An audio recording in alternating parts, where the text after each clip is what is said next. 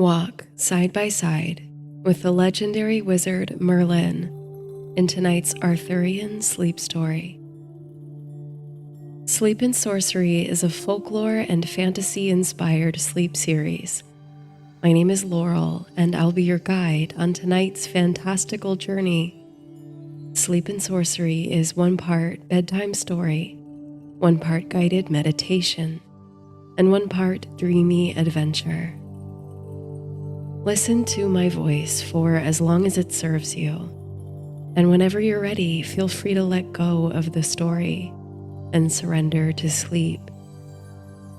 If you're still awake as the story winds down, I'll guide you through a gentle visualization and body scan.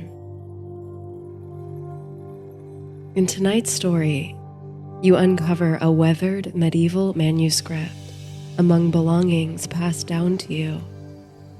The book transports you to the early Middle Ages, where you meet its scribe, the one and only Merlin. The wizard walks you through significant moments of his life, from his early enchantments to the building of the Round Table, imparting to you his gifts of history and prophecy.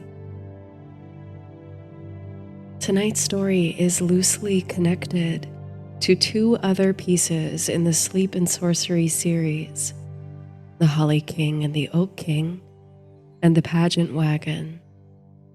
You don't need to have heard the other stories to listen to this one, but you may recognize some of the places within. I hope you enjoy.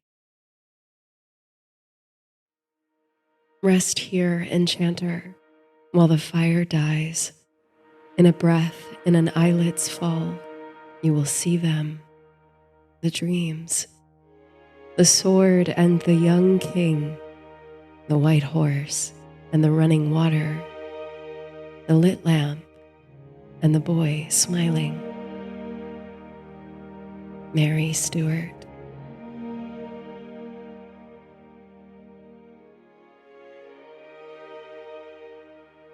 It's time to get back to the house, you suppose, though your heart longs to linger in the lazy mildness of the late afternoon ride. The air is spiced with fresh orange blossoms, and the sun has a hazy golden quality that provides ample warmth and brightness without causing you to squint under its light. It falls over the slopes of the great Iron Age hill fort a way off, turning the grassy slopes into rivers of gold. You're glad you managed to get outside for a little while, if only to refocus your eyes and reset your mind after long hours at work in the low light of the library. There's more to do before you can call the task finished, but you're proud of the progress you've made, and sure you've more than earned a leisurely hour on the grounds of the estate. Winifred, your horse, is happy for the outing as well. She's been itching for a longer ride, and with temperatures warming up, you're both grateful for the fresh air and exercise. You turn back toward the stately country house now, satisfied and ready to return to your project. Earlier this week, you began restoring the modest library of Coventry House, the estate left to you last year by an eccentric uncle. It's been exhausting work, cataloging and reorganizing books, repairing and often entirely rebuilding the shelves, and thoroughly cleaning the corners and crevices. But you're glad you finally set about doing it. Who hasn't dreamt of maintaining a library in their own residence? You look forward to making it a cozy, dreamy place to relax with a book on quiet evenings or rainy days. You dismount and lead Winifred back to the paddock, giving her a hearty scratch on the neck. She nuzzles your hand with affection. As you open the gate for her, you turn your head in the direction of a high-pitched, chattering call from the holly nearby. There's a dark silhouette of a bird atop one of the trees. As Winifred saunters away, you raise a hand over your eyes to see what creature is making such a call. From its dark eyes and stature, you deduce that it's a rather petite falcon with bluish-gray wings and a buffy, streaked breast. A Merlin, if you're not mistaken. You watch it for a moment or two, its tail twitching in the breeze. The Merlin swivels its head and stops, and you could swear it's looking right at you. You hold the falcon's gaze for a little while, till you feel the spiral of breeze, sudden and swift, sweep through your hair. You shiver slightly, breaking the eyeline to pull your arms in tight against the surprising chill. When you glance upward again toward the top of the holly, the Merlin is gone. Winifred seems content in her paddock, and you feel at once quite keen to get back indoors. There was something about the way the Merlin was looking at you. Maybe it's all the work of your imagination, but it seemed to know you, to have a message for you. There was nothing fearful about it, but all the same, it was uncanny. You're not quite sure what to make of it. By the time you're inside, there are still goosebumps running all the way up your arms. Perhaps by now, after nearly a year of residence in the Georgian country house, and more than one curious adventure within or outside the walls, you should be accustomed to whimsical occurrences. But you shake off the encounter with a nonchalant air and make for the library in the heart of Coventry House. Your uncle, whom you only met once in your childhood, remains very much a mystery to you. But through the careful restoration of the residence he bequeathed to you and the painstaking organization of all the belongings therein, you feel closer to him each day. You've pored over his curious journals, admired his collections of poetry and the works of Shakespeare and Marlowe, and sorted through countless knickknacks and decorative objects. He was the kind of man who kept on the same bookshelf assorted tomes on ancient mathematics and the entire bibliography of Dr. Seuss. You like to think he was a studious person with an exquisite sense of humor, someone who loved to observe the natural world and its curious workings, and who always had a witty remark to slice through the most complex matters of life. Most of today, prior to your brief escape to sun-flooded hills, you've been occupied with erecting a new bookcase to hold some of the oldest books in the library. The musty, tattered tomes were languishing on a piece of furniture so deep in disrepair that it audibly groaned beneath their weight. It must have been a beautiful piece in its time, so it was a pity to dismantle it. But you were able to salvage the charming, decorative tracery from the corners and incorporate them into the new shelves. Finally, lifting the new bookcase onto its base, you find you're quite pleased with the outcome. It needs some shimmying to stand flush against the wall, but there seems to be something snagging it at the bottom. Probably just a shard of wood from the old bookcase, or some other debris wedged against the molding. Crouching down and feeling round the back of the shelf, your hand closes around a small, jagged something made of cool metal. Bringing it out to the light, you reveal that it's a key. Substantially weighted and made of what seems to be cast iron, the key is larger than one you might use today for doors and cupboards. You turn it over in your hands, inspecting its intricate handmade decoration, a familiar-looking symbol with 3 spirals spinning out from a point at the center. You're sure you've seen the symbol before, recently, perhaps even somewhere in the house. It takes some time for the flame of recognition to ignite, but once it does, you leap to your feet without a moment's more hesitation.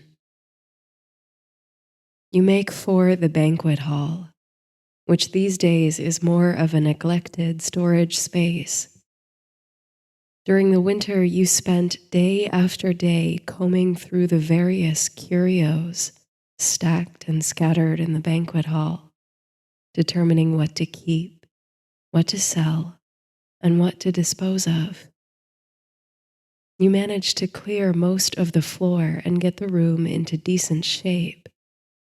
But there's one item within that's had you stumped from the start: a leather-bound chest with a tarnished bronze lock. Swinging wide the banquet hall doors, you stride across the room to the heavy chest, which you pushed to a corner, fearing you'd have to pry it open if you never found the key. But now, your fingers buzzing with an almost electric anticipation, you found it. This must be the key to the mysterious chest, for there, as you kneel before it, is the worn but still recognizable symbol: the 3 interlocked spirals. You can feel your heart beating excitedly in your chest. You do your best to temper expectations. For all you know, the trunk might only contain broken baubles, ugly novelties, or loose confounding papers. But then again, you think, it might contain untold riches, gold, lost treasures, or masterpieces. Go on then, you tell yourself. Try to open it. The iron key slides easily into the lock. There's a rusty squeaking and minor resistance as you turn it, but it does turn. You take a deep breath and heave open the lid of the chest. Before you can even see what's inside, you're overcome with the sudden scent of meadowsweet, a green, earthy freshness that's evocative of spring mornings. It nearly knocks you back into a reverie, but you're determined to investigate the contents of the chest. Peering over the edge, you look inside. Books. More books, of course. You have to steel yourself against the twinge of disappointment. You've seen so many books, donated so many to local booksellers and schools, squeezed hundreds onto the limited shelves in the library, cast so many away due to irreparable damage. What on earth are you going to do with more books? There are some loose scrolls filling the chest, too, which you sweep aside to reveal a half-dozen or so glass vessels at the bottom. There are a few pieces of rusty-looking jewelry, including a pendant with a quartz-like stone You remove the glass vessels gingerly, holding them up to the light to inspect their contents. Each contains a mix of dried flowers and herbs, and a few have small stones and crystals in the bottom. They might explain the lingering floral scent. How old might these items be? You imagine that if you uncorked any of the bottles, the botanicals might instantly disintegrate on exposure to the air.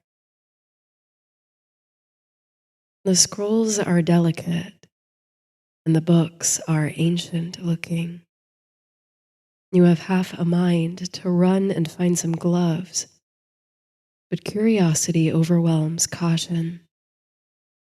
You reach for the largest tome in the chest, bound in greenish leather and tied round with a narrow strip of the same. Carefully retrieving it and examining the cover, you observe the same spiraling symbol in faded gold. Surely there's some significance to this volume. So you cautiously unravel the twine and lift the cover to reveal the yellowed pages within. The artifact is old, many centuries old. You feel a thrill and a sense of mischief handling it, and a voice within keeps urging you to set it aside until you can bring in a rare book trader to appraise it. But you can't seem to put it down. Something within the pages calls to you, whispers really, as though trying to draw you in. When you find the first instance of writing, however, it's in a language and script you're unequipped to read. Probably some form of Old Welsh, handwritten in a style with over-the-top embellishments. You're about to set it down and look into the other volumes in the chest when you notice a flicker of movement from the pages. It might be a trick of the shifting light through the tall windows of the banquet hall, a cloud passing over the near-setting sun, perhaps. You glance at the windows to confirm, but the light has not significantly changed. Instead, however, your eyes land on the branches of an orange tree in the courtyard, where a barrel-chested bird has just alighted. It's the Merlin again. You blink, almost laughing to see the creature once more. That same uncanny feeling washes over you. The sense that the bird knows something about you. You shake your head and look back to the pages of the manuscript where you expect to find the Old Welsh. But there, before you, the text is transforming, shape-shifting, and straightening. The unintelligible words are changing form, assuming familiar shapes, word by word, and line by line until at last, miraculously, they are legible. The tome has translated itself to the language you most comfortably read and speak.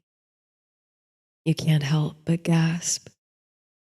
You flip to the inside cover, where the previously obscure handwritten title now reads, The Life and Prophecies of Merlin. Your whole body goes up in goosebumps as your eyes drink in the title over and over. It can't be, can it?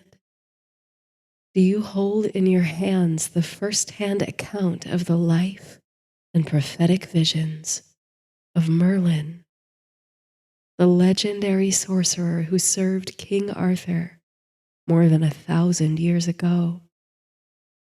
You flip through the pages, all of which are now easily readable in your language. The swift movement of the pages creates an artificial breeze, which tickles your face. But even as you stop on a particular page, looking to concentrate on a line of text, the movement of the air continues, whipping into a vigorous wind, replete with flecks of moisture, like dew or mist. You raise a hand to wipe the moisture from your face, and also to confirm that it's more than an illusion. And there, indeed, between your finger and thumb, are tiny beads of clear water. You raise your eyes from the pages of the tome, seeking the source of the droplets, but you discover an even greater mystery instead. For your surroundings have changed somehow, without your even noticing. No longer do you kneel in the neglected banquet hall of Coventshire House, but on the blustery top of a great grassy mound in the open country. The sky is gray and cloud-crossed, and the air is so thick with heavy mist that it almost feels like rain. You rise to your feet, awestruck and confused, whirling around to take in the surrounding landscape. All around you, for miles and miles, are green plains and slopes, forests beyond. There's no sign of a road or a village nearby, but there are some distinct, clearly man-made grooves in the ground surrounding the raised hill you stand on. It's familiar somehow, though you can't quite place this strange construction. It's only now that you realize you're not alone. How long has the tall figure been standing beside you? Clutching the leather-bound book to your chest, you look up at him. He's finely dressed, his robes embroidered across the breast with the shape of a heraldic dragon. His hair and beard are long, mostly dark gray, with streaks of white. In one hand, he clutches a towering staff, carved with intricate symbols and patterns. But behind the finery and imposing stature is a soft expression and warm, crinkly eyes. You feel an instant kinship with him, a sense of total trust and safety that you can't explain. But it's also strange, so overwhelming, that you feel your knees grow weak and you nearly collapse. The stranger's hand reaches out with relaxed confidence to steady you, and where he touches your arm, you feel a resonant heat. "What is this?" you ask. "Where am I?" The stranger's eyes travel to the book you clutch against your chest. He gestures to it plainly. "I see you've found my notes," he says, in a voice that's clear and low. "Your notes?" You scan the stranger's face, noticing now the faint ghost of a symbol painted upon his brow. Though it's faded and difficult to be sure, you think it must be the same triple spiral yet again. Then it's true. You are Merlin, the enchanter? "I am he," says Merlin. And what is this place? You ask again, still puzzling over the familiarity of the natural terrain. A simple question, one might think, Merlin responds, though a simple answer will not satisfy. In the most immediate, you are upon Salisbury Plain. But more to the point, you are in a memory, or perhaps a prophecy. How can that be, you ask? I will do my best to explain, says Merlin. But for now, the new king is approaching, and with him his troops and attendants, all expecting to witness a miracle. I must pause our conversation in favor of some showmanship. The king, you say, turning to the west, from whence indeed a company of soldiers approaches. Can it be? Uther, comes Merlin's voice, resounding and sonorous, booming over the hills as though magnified by magic. The troops, close enough now to make out the details of their stoic faces, gather near the base of the mound. Merlin continues, I have promised you a monument worthy of your most noble brother and king, Ambrosius, a monument that should stand forever. That promise I intend to keep.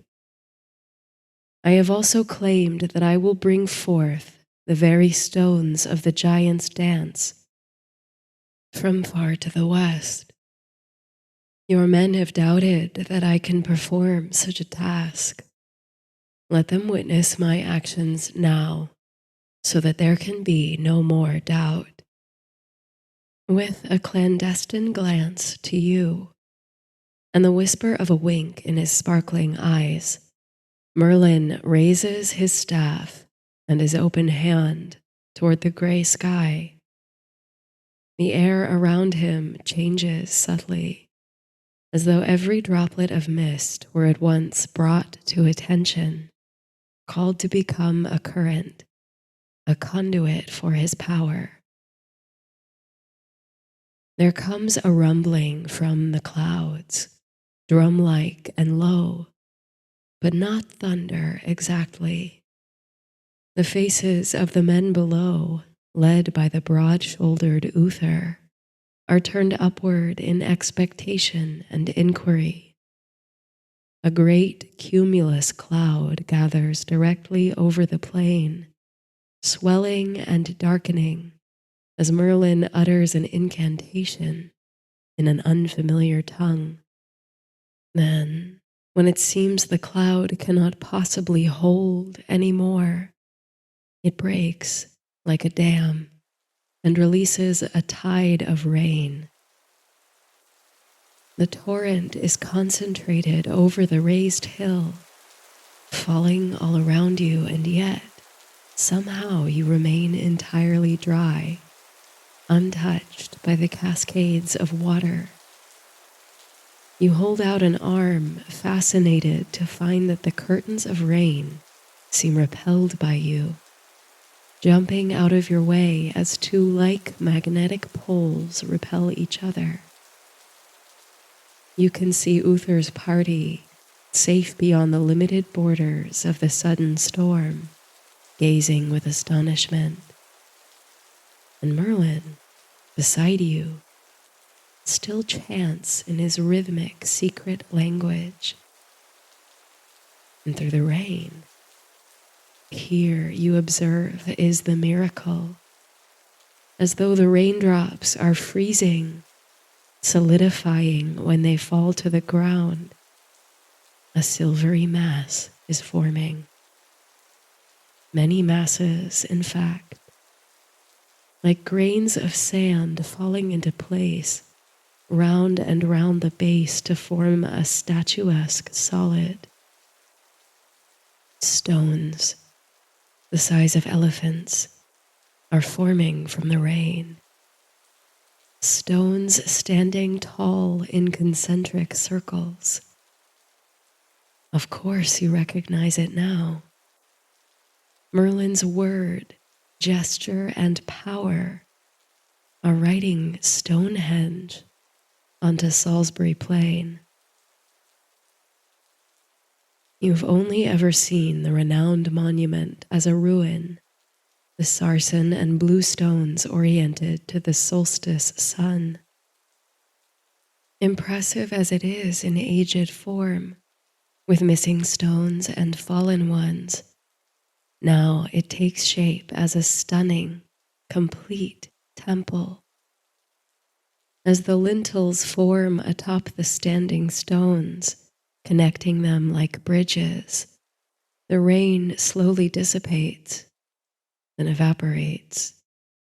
The atmosphere, typical of the moments after a sudden and brief downpour, is silvery and cool. The whole of the plain glows with a kind of pale luminescence. Then the clouds break overhead, and in streams golden sunlight, which catches the drops of moisture still suspended in the air. At once, it's like 1,000 tiny rainbows burst about, bouncing off of one another and playing across the stones. Stonehenge, in its glorious fullness, absorbs the rays of sun and gleams.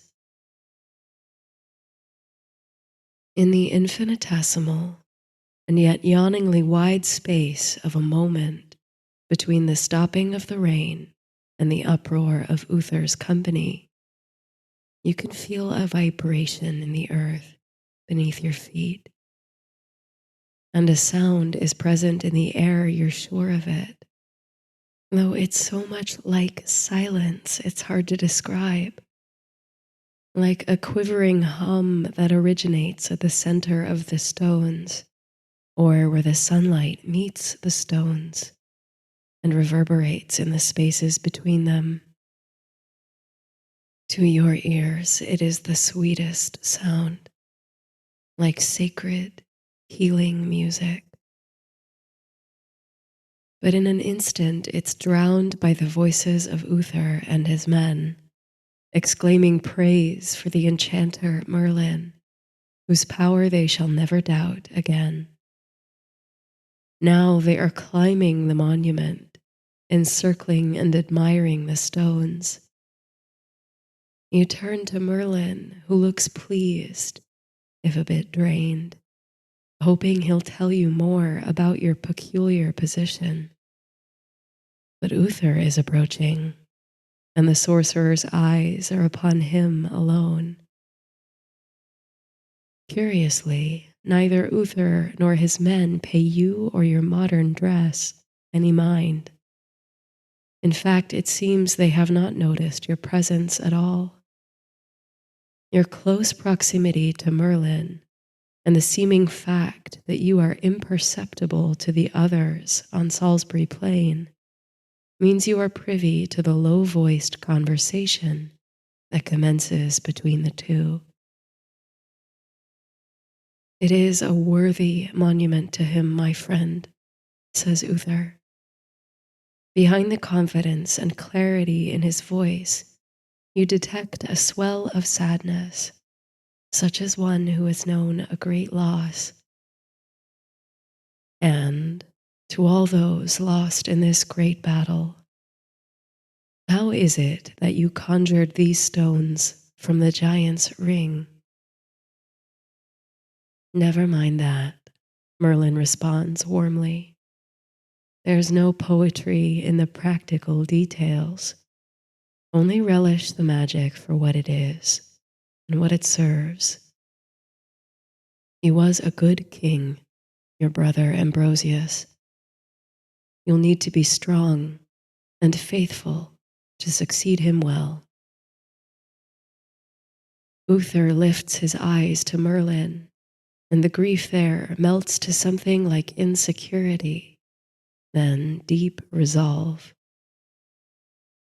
I will, he says, and henceforth I shall strive for peace, with this monument to remind us of the price of war. Merlin smiles. There's something of the calm wisdom of a teacher in his words and manner toward Uther. Very well, he says. You shall be crowned forthwith, and take the style your brother once adopted of Pendragon. Merlin places a hand on Uther's shoulder. The king softens at the touch. It is a pity, Merlin says, that he means so well and will fall so much into the shadows of history.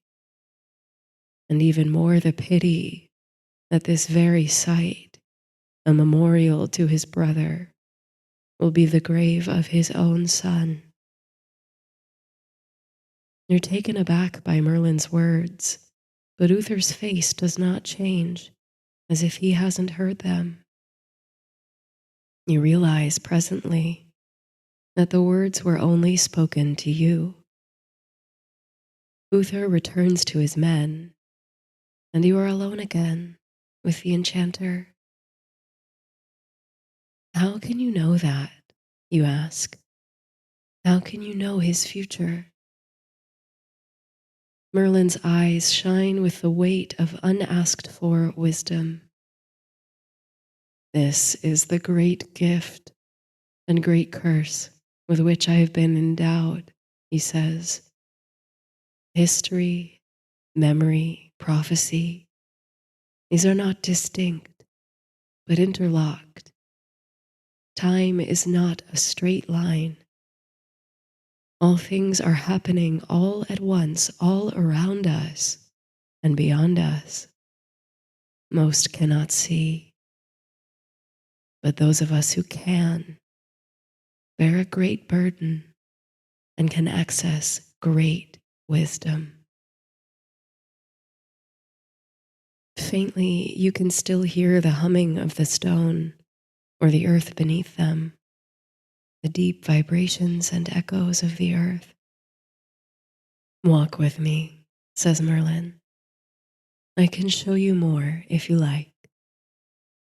Nodding vigorously, pursued by a flood of curiosity, you leap to follow Merlin as he strides away from the immaculate Stonehenge. As you move, the rolling grasses of Salisbury Plain dissolve, and the blustery winds calm.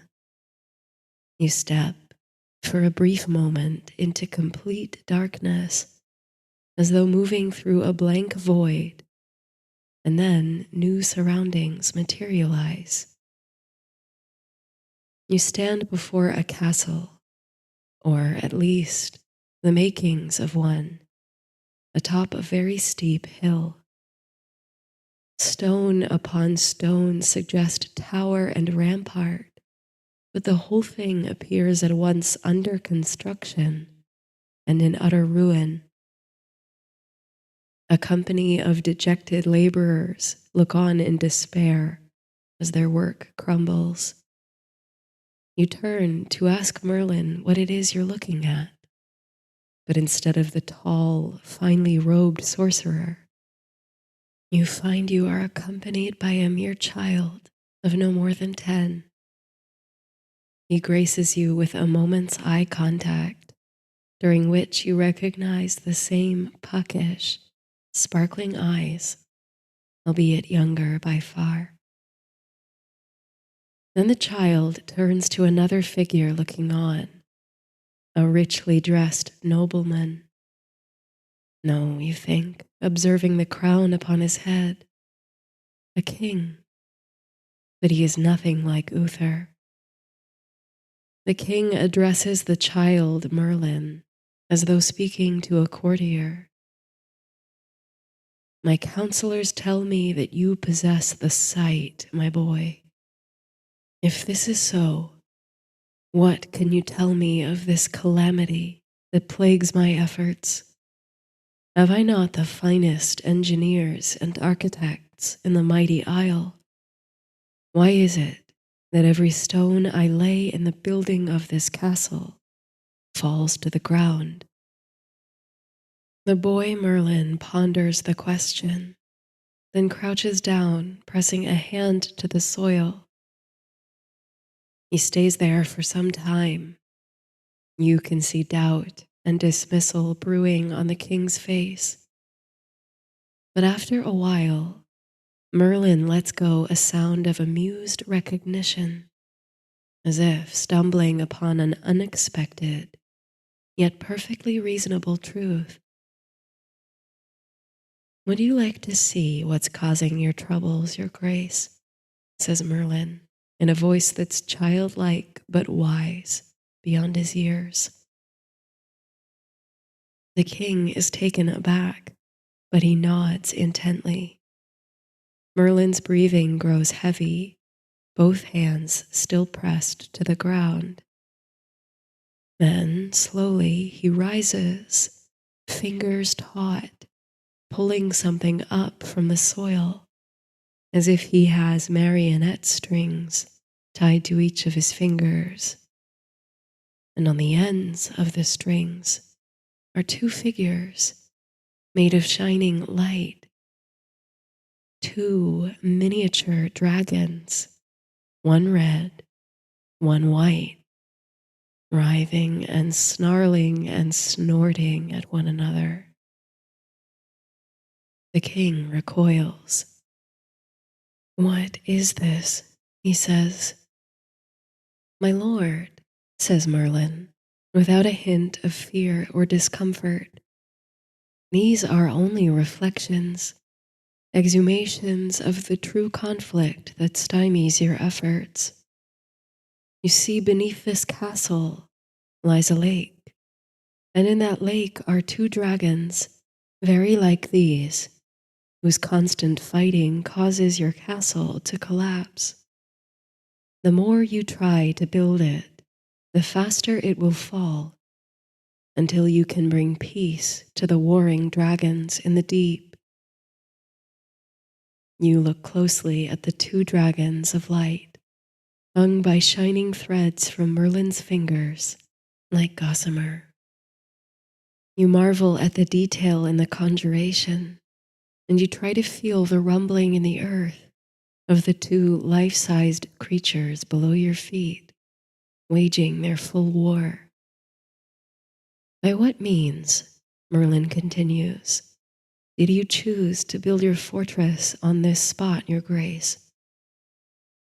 The king indicates that he was counseled by his wisest advisors, two of whom step forward, looking down their noses at the boy. I will now unfold to you the meaning of this mystery, Merlin says. The pool is the emblem of this world. The red serpent is your dragon, but the white serpent is the dragon of the people who occupy this isle from sea to sea. At length, however, our people shall rise and drive away the invaders whence they came. But you must depart from this place, where you are not permitted to erect a citadel. I, to whom fate has allotted this mansion, shall remain here, whilst to you it is incumbent to seek other provinces where you may build a fortress. And with these final words, the child Merlin, with a flourish of his hands to release the light illusion of the dragons, moves away from the king and his flummoxed advisors, who immediately begin to argue amongst themselves. He removes a stone from the crumbling foundation of the castle and departs. You follow Merlin with a leap in your step, amazed by the young boy's defiance. Are there really dragons beneath our feet, you ask, nearly running to keep up as the child strides across the hill. before you his shape is changing. He is growing taller. Long robes begin to flow from his arms, and his hair lengthens and grays and turns white. The sky darkens at the same pace, and night falls around you. You catch up with Merlin, now aged many decades, but still possessing the foundation stone, standing just before the hill meets its steep slope. It is a mild night, and the moon is only a faint curve among a bright multitude of stars. The enchanter is gazing, wild-eyed, toward the heavens. There's just enough visibility to observe the bend and shape of the landscape before you, forest and dale. Even in the low light, it's strikingly familiar. Somewhere in the back of your mind, you recognize it as the country you now call home, as yet untouched by much development or age. Look there, says Merlin, gesturing toward a point in the sky. Your gaze follows until it lights on a very bright object well above the horizon, with a hazy tail of luminescence. What do you see? Asks the sorcerer. A comet, isn't it? You reply. But as you continue to gaze on the phenomenon, it seems to expand, shift, and thrash in the sky. The tail is like fire. No, a dragon, you say, rapt with wonder. This beast is always with me, Merlin says. In the pool beneath the castle, in the sky over Uther's war, and in the eyes of Uther's son. It reminds me of the cause I serve, and all the blinding potential of kings, potential so often unmet. What about King Arthur? You interject. Will we see him? All my memories are of Arthur, utters Merlin, and all my prophecies too, even those in which he is unseen. He is present like a shadow. Come. You follow Merlin again into the void and emerge in a new place. Vaguely from the mountainous terrain and the distant lake, you identify this as the Scottish Highlands. It's afternoon, and a reddish sun reflects, glittering over the water. Below you is a wild forest, so vast you cannot see where it ends, even from your elevated vantage point. Here, Merlin lays down the stone from the fallen castle in a flat place upon the grass. As it hits the earth, you can almost see the silhouette of a great fortress, cast like a mirage or an after-image around it. You can hear the whizzing hum again, and atop it the voices of children at play. At the same time, on a lower frequency, you can detect the orotund sound of chanting. It's faint, but sounds distinctly ancient, magical. What is this place? You inquire. This is a site of great and ancient magic, Merlin responds. The very earth and waters here are infused with it. Since the dawn of time, it has called to those who wish to study sorcery. My own magic is insignificant to that of the lands. The stone I have just laid is the first brick of a school I will build, have built, in this place.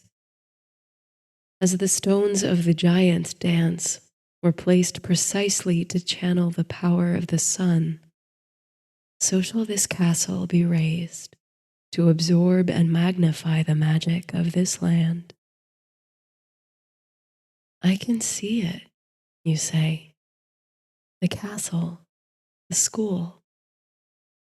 Before you, the indistinct vision of the fortress flickers in and out of shape. And I can hear the voices of those who walked the land before us and those who are to come. These last words form independently of thought, but you know them to be true. You can feel yourself standing on the precipice of time, observing past, present, and future. Then you are beginning to understand, Merlin smiles. I've waited some time for someone who could, as those in your time are fond of saying, read between the lines. As he says this, while you contemplate the flickering matrix of time and space you find yourself at the center of, you can also feel the book in your hands. You can feel your knees folded against the hard floor of the banquet hall at Coventshire House, even as you also stand tall in the Highlands. You feel yourself as an axis, a center point from which many things originate, from which time, space, and magic unfurl in spinning spirals. With this new sensation of grounded expansion, you move through Merlin's world, unencumbered. You find you can glide upon the spirals like dew along a spider web until you find yourself in a magnificent hall. At its center is a table, round and smooth, laden with place settings and urns of fresh flowers. It's fit for 100 guests or more, and as many seem to be pouring in from the entrance hall. One of them, attended by a cupbearer and counselors, is crowned and dons fine regalia. His smile shines in the fullness of youth, but there is a wisdom and a heaviness behind his eyes. You seek out Merlin in the vision. He accompanies the young king. Is this him then, you ask? Is this King Arthur? This is he, Merlin replies, who is called Rex Quondam Rex Futurus, the once and future king. You follow Merlin and the king to their places at the round table, watching the faces of other knights and courtiers who take seats there. On them you recognize deep affection and admiration for Arthur. Your heart softens toward him too, so noble and so burdened. As in all the other visions you've received, no one but Merlin acknowledges your presence, so you move freely round the table, picking up conversations and gestures unseen. The queen, Guinevere, is seated by her husband, but now and then you catch a furtive glance between her and one of the honored knights. You know this to be Lancelot. Another knight bears a curious green sash round the waist. You hear whispers of a newcomer to court, a harper called Tristan, who hails from Cornwall. But a kind of magnetism draws you back to Arthur. His face transforms as you observe him, from youth to old age, and back again. You can see him all at once as the unassuming boy who pulled a sword from a stone, the noble leader and warrior of his people, and the king beneath the mountain, waiting to be reborn. When you behold Merlin, the same, you see the strange child with second sight, the powerful sorcerer who raised Stonehenge, and the specter of a forgotten way of life. Somehow, as you've walked through Merlin's memories and prophecies, he's imparted to you some of his gifts. Pushing yourself along the spirals of time, you pass through the whole life of the enchanter Merlin in an order that seems random at first, but reveals itself to be quite deliberately designed. You move from the feast at Arthur's court to an empty hall in which Merlin is at work constructing the round table for Uther Pendragon. From here you step into the lands of Cornwall, where a love-struck Uther begs Merlin to help him woo the Lady Igraine, the future mother of Arthur, by magic. Then you find yourself once more in the Highlands, where Merlin trains an apprentice at the burgeoning school of sorcery.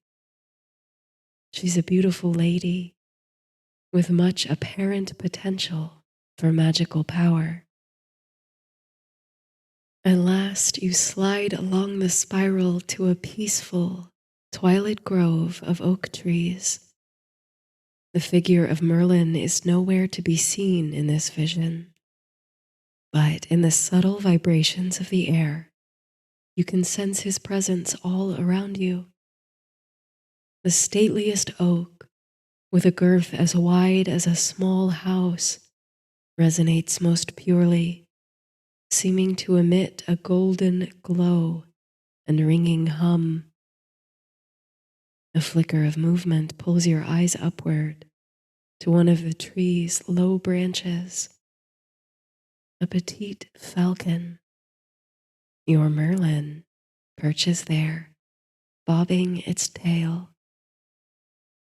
Then it flies away, over the trees and out of sight.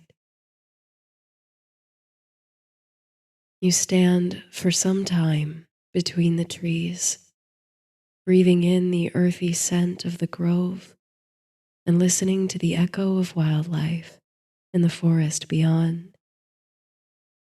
With each breath, you gather up some of the energy that reverberates through the grove.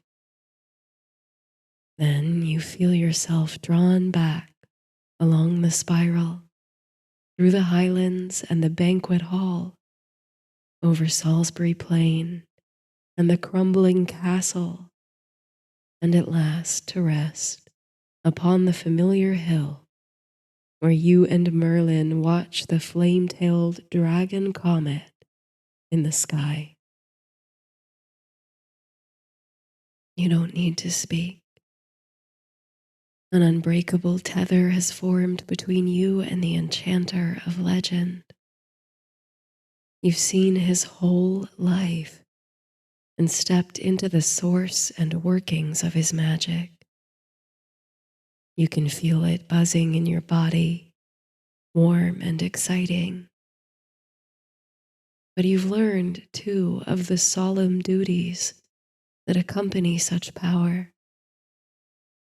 Merlin is not only sorcerer, prophet, but threshold bearer, mentor, advisor.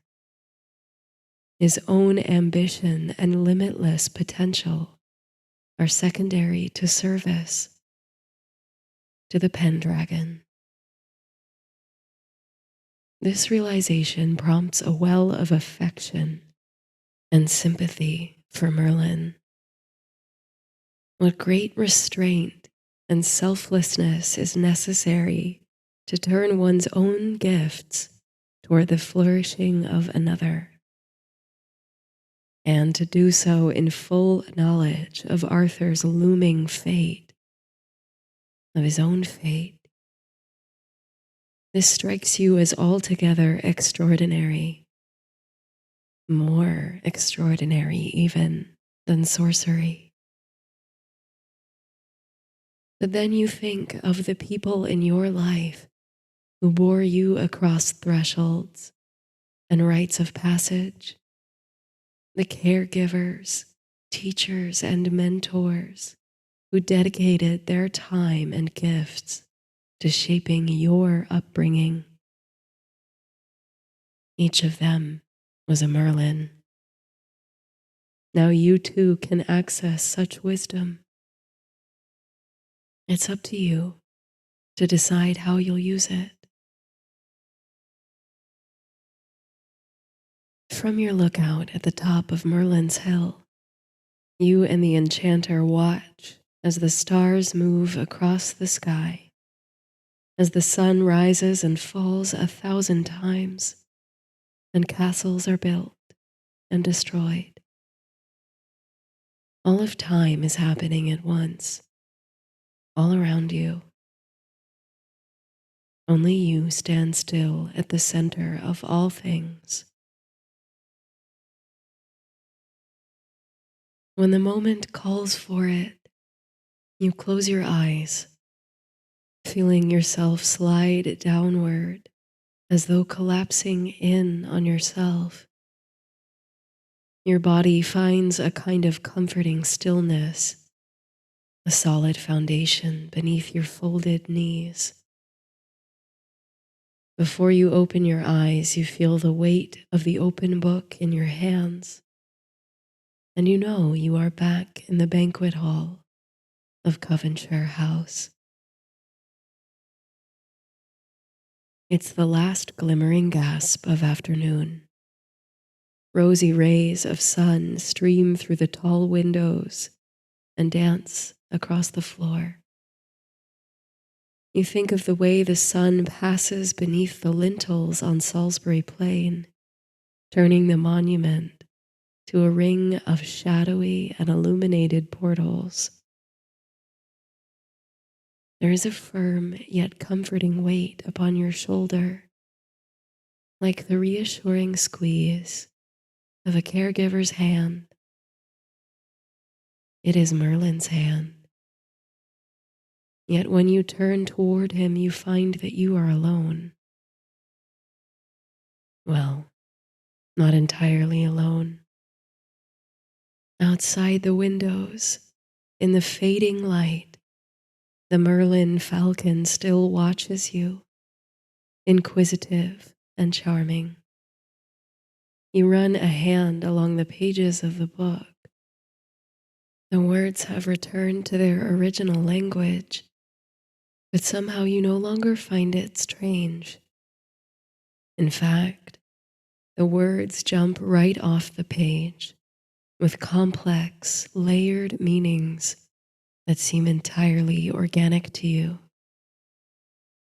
On the open page, you find Merlin musing on his future.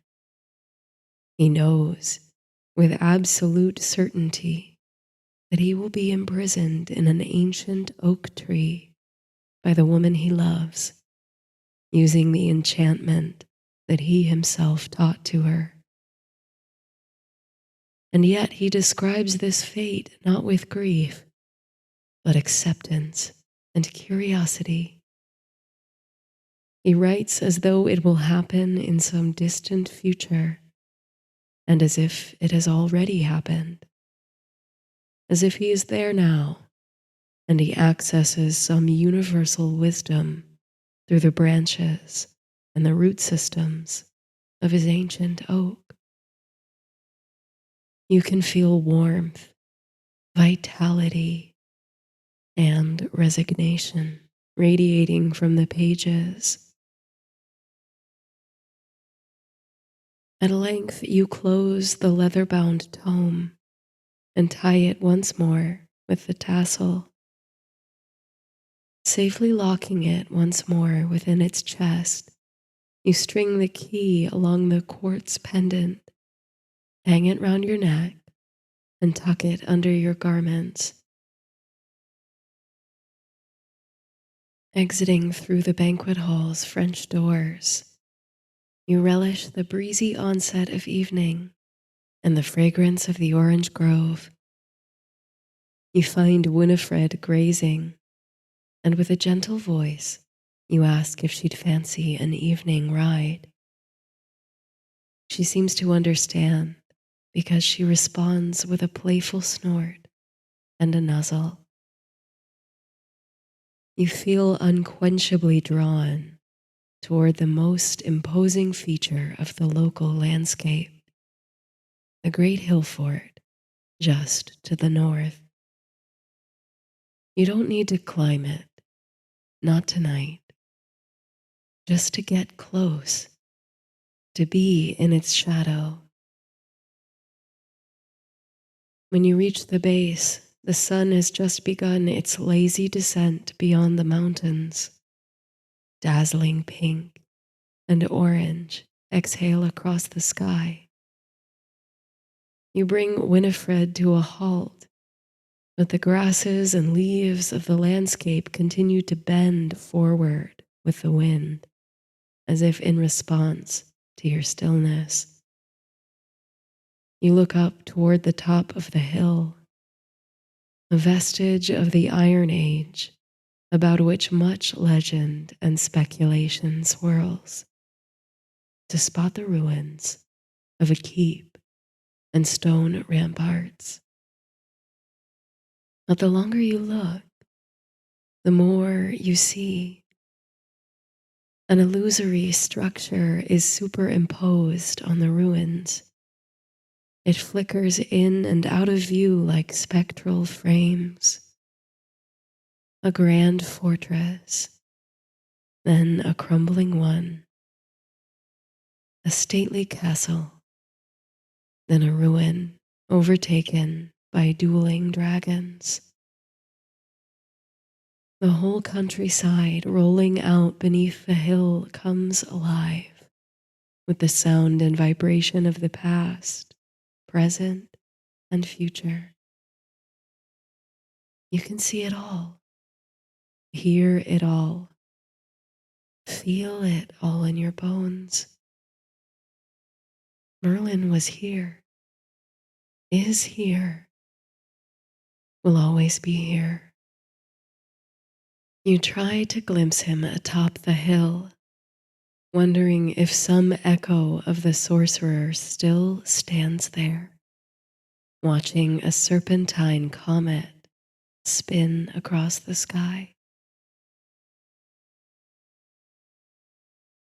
At last, you turn back, observing the burgeoning darkness that climbs the eastern slopes. A hum of crickets underscores your ride home as you and Winifred move against the evening breeze. You have a sense of great peace and kindled elation, the feeling of having been let on to a wonderful secret. Such has been the nature of your first year dwelling at Coventry House and in this magically charged part of the country.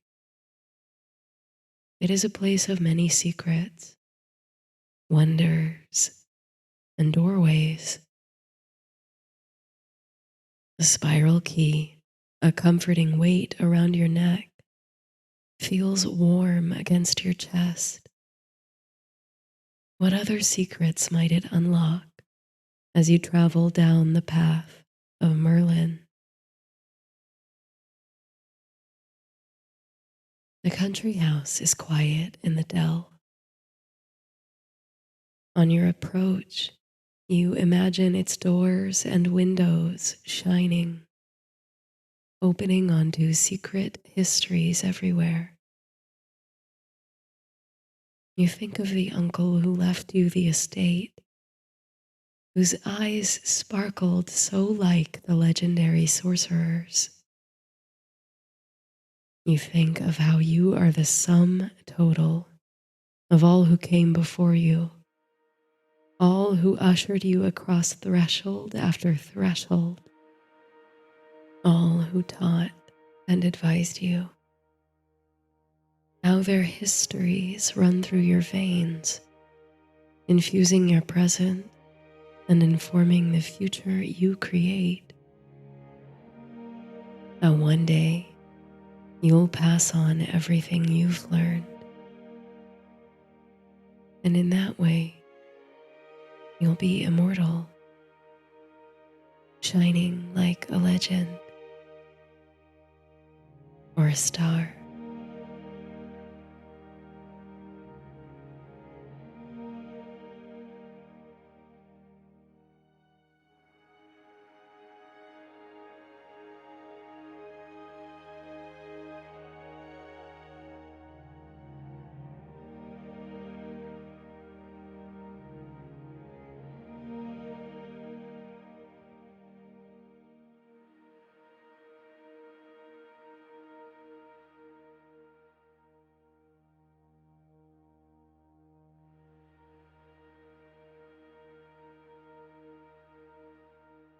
As you begin to settle down, letting go of conscious thoughts or worries, take notice of the sensation of your body, scanning for areas of excess tension, anything you might be clenching or holding on to, and let that go.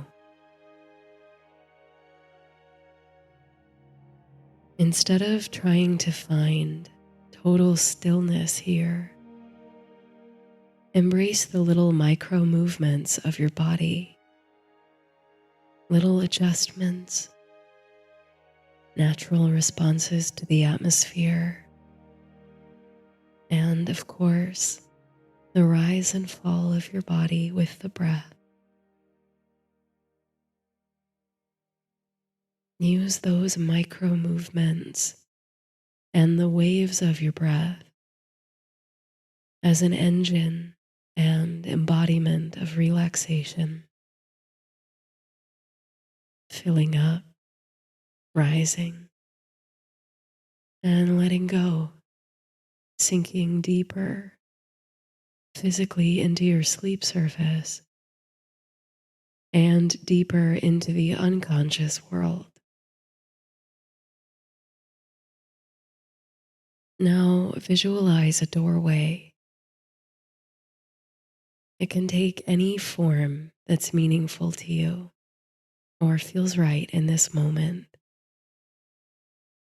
It might be a doorway from your own life, your own home, an ornate door reminiscent of a palace, an ivy-covered archway to a secret garden,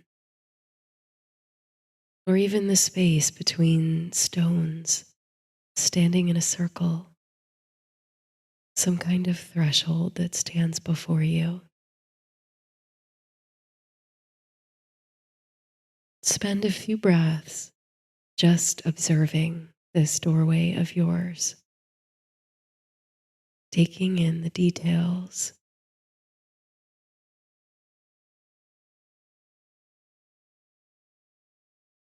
Now see a veil of golden light shimmering at the corners, under the doorway or around the edges. Notice how the light moves and dances through the cracks, indicating that something magical and radiant lies just beyond the threshold. Breathe naturally, observing the light for a few more breaths.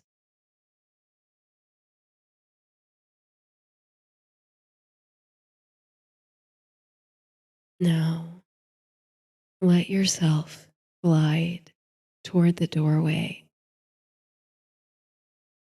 Take your time, moving in your mind closer to the threshold. Breathe. And when you're ready, pass through. Turn the doorknob or simply move through the portal. As you do so, imagine a sensation of tingling white light descending over you from above, a sense of tranquility and magic washing over you from head to toe, from the crown of your head, over your scalp, your forehead, your temples, your ears, cheekbones, and jaw, down over your neck, across your shoulders and shoulder blades, into your right arm, all the way down to your fingertips, and your left arm, all the way down from shoulder to fingertips. That tingling white light. Now feel it pass through your chest and your heart space, into your belly and sacrum, over your hips, into your right leg, all the way down to your toes, and your left leg, all the way down to your toes. Let this calm, relaxed illumination pulse through your entire body all at once, responding to your natural breath, moving like a current across your body and relaxing your muscles.